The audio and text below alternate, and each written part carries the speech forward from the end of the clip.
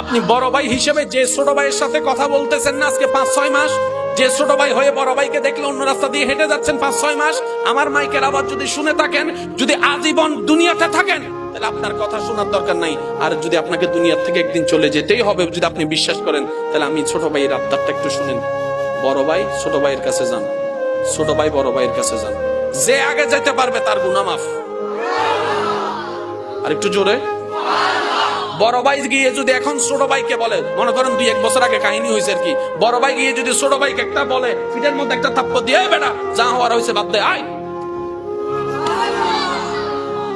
ছোট ভাইকে বলেন তো, তোমার সাথে আমি সম্পর্ক রাখবো না, 5 বার বলতে বলেন,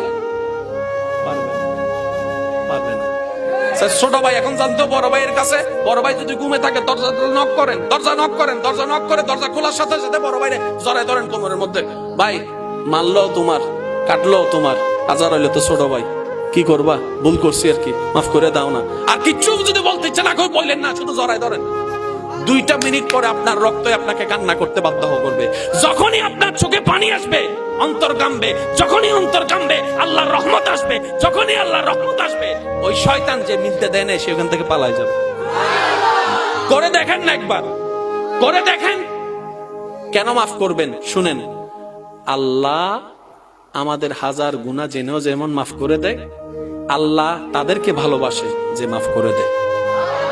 আপনি সে